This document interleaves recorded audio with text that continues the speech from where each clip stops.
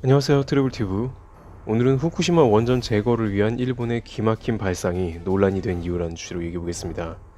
참 기가 막힌다, 어떻게 그런 생각을 할 수 있는지. 만약 그렇게 진행된다면 두고두고 회자될 것이다. 일본의 소식통들은 일본 도쿄전력에서 이제 원전을 폐쇄하는 작업을 본격적으로 돌입할 것이라는 소식을 전했습니다.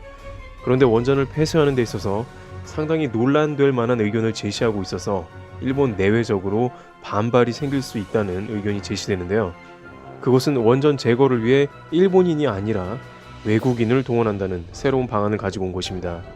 후쿠시마 원전에서 일할 사람을 제대로 수급하지 못할 가능성이 높고 엄청난 양의 방사능에 노출되는 매우 위험한 작업이기 때문에 인원이 모자라자 결국에는 외국에서 동원하자는 발상인 것입니다.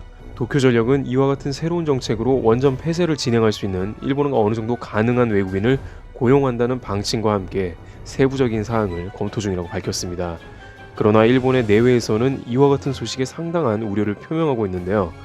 우선 해외에서는 이것은 윤리적으로도 질타를 받을 수 있는 일이라면서 자국민이 아닌 외국인을 위험 현장에 파견한다는 모양새 자체가 좋지도 않을 뿐만 아니라 만약 외국인 중에 피폭이 되어 중상을 입거나 극단적인 상황이 발생한다면 국가 간의 외교적인 마찰이 일어날 수도 있다는 것입니다.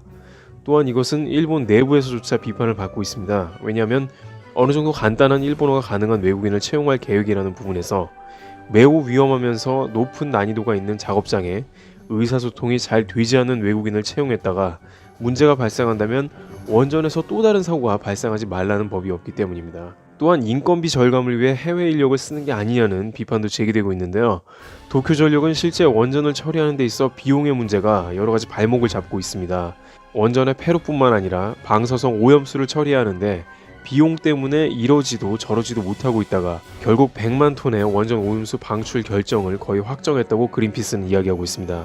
가장 좋은 방법은 오염수가 담긴 탱크를 땅에 묻어버리는 방법인데 그냥 방출하는 것은 수백억 원이면 되지만 탱크에 담아 땅에 전체를 묻는 것은 수십조 원이 시작 비용이고 최장 100년 이상 걸릴 수도 있는 장기 프로젝트로 가기 때문입니다.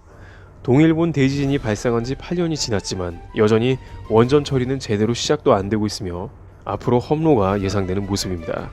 트래블튜브 여기서 마치겠습니다. 감사합니다.